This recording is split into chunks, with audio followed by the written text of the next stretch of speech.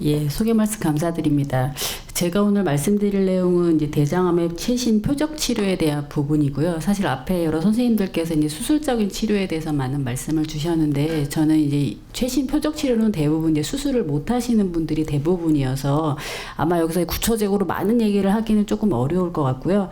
예, 보시는 분들은 아, 저런 치료가 요즘 진행이 되고 있구나, 이 정도만 이해하시면 될 것 같습니다.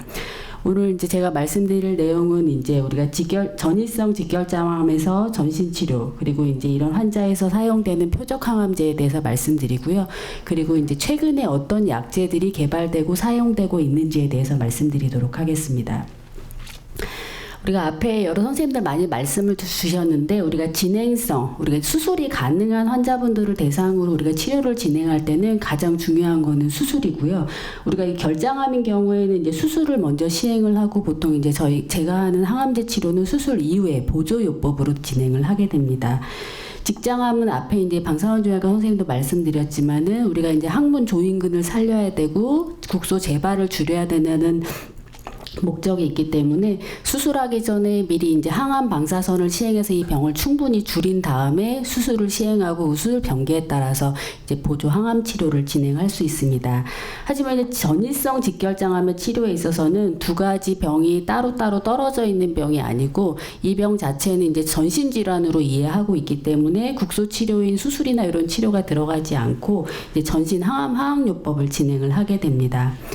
항암 화학요법에 사용되는 이제 항암제는 우리가 이제 가장 대표적으로 우리가 세포독성 항암제라고 불려서 우리가 이제 쉽게 우리가 얘기하는 그냥 항암제죠. 그래서 이제 보통은 이제 5FA라는 항암제와 옥살리플라틴, 이르노테칸 이런 항암제로 구성이 되어 있고요. 최근에는 여러 가지 표적 항암제가 사용이 되고 있고, 이 표적 항암제가 표적으로 하는 대상은 우리가 이제 우리 몸에 있는 암세포를 먹여 살리는 혈관, 그래서 혈관을 고사시키면 암세포가 죽지 않겠냐 하는 이제 근거로 이제 혈관 생성을 억제하는 약제, 그리고 이제 상피세포, 이 암세포가 빨리빨리 자라지 않도록 하는 그런 표적 항암제가 개발이 돼서 사용이 되고 있습니다. 표적 항암제는 요 단독으로 사용하는 게 아니고 기존에 있었던 세포독성 항암제와 주로 병합을 해서 사용을 하고 있습니다. 우리가 이제 암 발생에 이제 관여하는 여러 이제 방금 전에도 제가 말씀드렸다시피, 우리가 이제 암세포는 결국 피에서 공급되는 영양분을 먹고 자라는데, 이런 혈관 생성과 관계 있는 표적 항암제가 이런 항암제들이 있고요.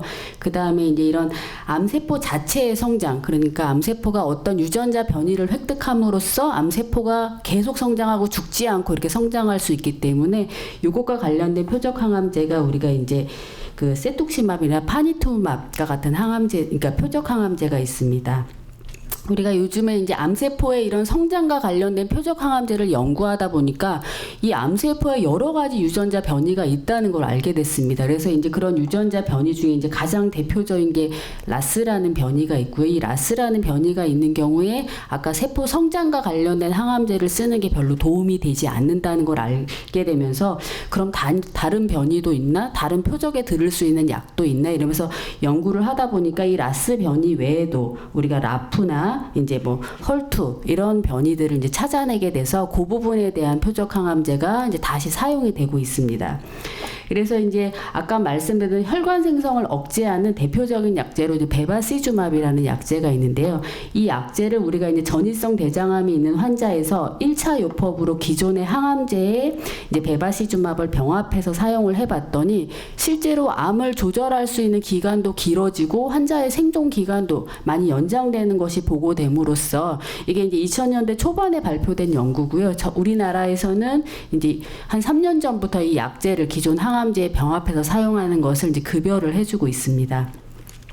마찬가지로 세포 성장과 관련된 이제 세톡시맙이라는 항암제가 있는데, 이 약제는 이제 마찬가지로 전이성 대장암 환자에서 1차 요법으로 사용이 되는데, 요 세톡시맙은 이 암세포의 성장과 관련된 이 암세포 중에서는 모든 암세포에 다 듣는 게 아니고, 이게 이제 라스라는 변이가 없는 환자에서 이 약제를 사용하였더니 환자의 암을 조절할 수 있는 기간이 연장되고 이런 환자의 생존 기간도 연장되는 것이 보고됨으로써, 아, 기존 항암제에 이런 라스 변이가 없는 환자에서는 이런 세톡시맙을 병합해서 사용하는 게 좋겠다라는 걸 근거로 해서 현재 우리나라에서도 첫 번째 요법으로 사용할 때는 급여를 해주고 있습니다. 이제 방금 전에 말씀드렸던 거는 이제 나라에서도 보험을 해주고 있는 부분에 대한 거고요. 지금 이제 말씀드릴 거는 지금 이제 진행되고 있는 약제에 대한 연구에 대한 부분입니다. 우리가 이제 라스 변이 말고도 라프와 이제 헐투 증폭이 있는데, 이 라프 변이는 꼭 대장암에만 있는 게 아니고 뭐 흑색종이나 아니면 갑상선암에도 존재하는 변입니다. 근데 이제 이런 흑색종에서 이 라프 변이가 있는 경우가 거의 한 50에서 60% 정도 되는데, 이 약제 라프를 타겟으로 하는 표적 항암제를 썼더니 굉장히 약에 대한 효과가 좋아서 반 정도는 줄어드는 걸 보였는데, 대장암에서는 이 라프 변이가 그렇게 흔하진 않습니다. 말씀드릴 때 한 5% 정도에서 발생하고요. 이 라프 변이 있는 환자에서 약을 썼더니 별로 흑색종과 다르게 이 라프 표적 항암제가 도움이 되지 않아서 왜 그런가 하고 이제 이런 이 기전을 살펴보았더니, 기전상에서는 이 라프를 아무리 억제해도 이 계속 그 아래 위로 하는 통과하는 다른 길들이 있어서 그걸로 해서 계속 세포 생장이 이제 활성화됨으로써 이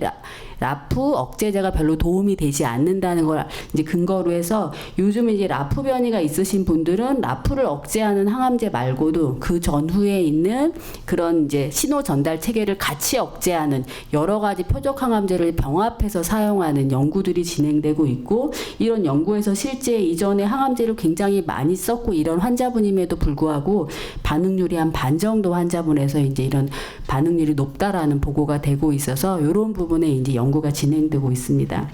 그리고 이제 헐투 증폭은 사실 유방암에서 헐투 증폭이 한 20% 정도에서 존재하고, 이 헐투 증폭이 있는 환자에서는 유방암 표적 항암제가 굉장히 효과가 좋아서 이제 예전과는 헐투 양성 유방암 환자분들이 예후가 아주 좋아진 그런 이제 표적 항암제의 굉장한 성공 신화를 일으킨 이제 타입 중에 하나가 헐투 양성 유방암인데, 실제로 대장암에서 헐투 양성이 한 3% 정도 보고가 돼서 이 3%면 굉장히 빈도가 낮은 부분이구나라고 생각할 수 있는데, 방금 전에 말씀드린 라스나 라프나 이런 변이들과 같이 겹쳐서 발생하지 않다 보니까 이런 변이가 없는 환자에서는 한 30%까지 보고가 되고 있으니까, 기존에 라스 변이도 없고 라프 변이도 없고 이런 환자들을 대상으로 헐투가 있는지를 봤더니 그런 환자에서 한 3분의 1 정도에서는 이런 헐투 변이가 있는 걸로 나타나서, 이런 환자에서 유방암에서 사용되는 그 헐투 표적 항암제를 사용해 보았더니 실제로 이런 환자에서도 반응률이 한 30% 정도에서 보고가 되고 있어서,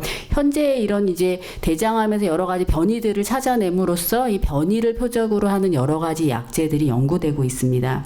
그리고 이제 우리가 이제 대장암에서 유전자 변이가 사실은 대장암 발생의 거의 한 80~90%를 차지한다고 한다면, 특정 유전자 변이가 없는데 어떻게 보면은 이제 그 현미 부수체 불안정성이라고 하는, 어떻게 좀 쉽게 말씀드리면 아까 이제 DNA가 이제 안정된 구조를 형성하고 있는데, 이 안정된 구조에서도 물론 이제 이상이 생길 수 있겠죠. 근데 이 이상이 생겼을 때 그거를 빨리빨리 회복시키는 그런 유전자에 이제 문제가 있는 경우에는 이런 이제 세포 자체가 불안정한 상태로 계속 유지되는 경우가 있습니다. 그래서 이런 경우에는 요즘 이제 면역 항암제라고 해서 면역 관문 억제제가 개발이 되어 있는데, 이런 환자에서는 이제 우리가 T세포라고 하는 면역세포가 활성화를 유도해서 암세포를 공격을 해야 되는데, 암이 있으신 분들은 이 T세포가 별로 역할을 하지 않는데, 이 역할을 하지 않는 걸 봤더니 이 T세포에 있는 수용체가 암세포에서 나타나는 어떤 물질 때문에 억제가 되는 것이 이제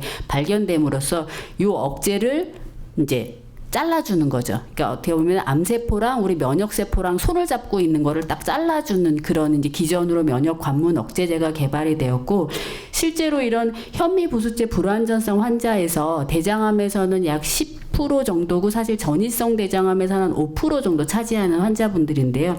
이런 환자분들에서 면역 항암제를 사용하였을 때 반응률이 한 40%. 물론 이 환자분들은 기존에 있었던 표준 항암제를 다 쓰고 이제 더 이상 쓸 약이 없는 그런 환자들인데, 이제 그런 환자분들에서 반응률이 한 40% 정도라는 거는 굉장히 높은 반응률을 보고하고 있습니다. 그래서 이런 현미부수체 불안전성이 없는 환자분과 있는 환자분 비교하였을 때 이런 반응률에 큰 차이를 보이고, 이제 질병이 조절되시는 분들은 굉장히 오래 잘 유지되는, 이게 요즘 나오는 면역 그 항암제의 이제 특성이기도 한데, 반응이 있는 분들은 오래 유지되는 이제 그런 것들을 보고하고 있어서 이제 기대가 되고 있습니다. 그래서 실제로 2017년도에 이런 자료를 근거로 해서 FDA에서 기존의 항암제에 계속 실패한 대장암 환자에서 이런 현미부술제 불안전성을 가지고 있는 환자에서는 이런 면역 항암제를 쓰고 있다고 승인을 해 주었습니다.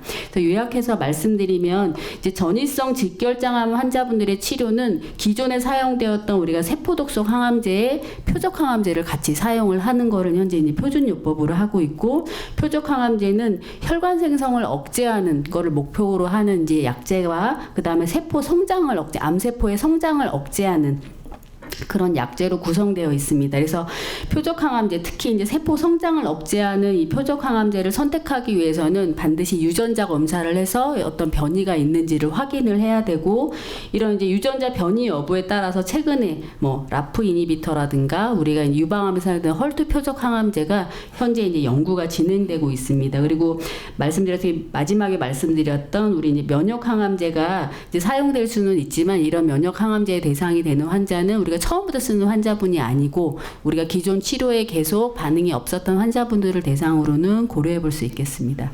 경청해 주셔서 감사합니다.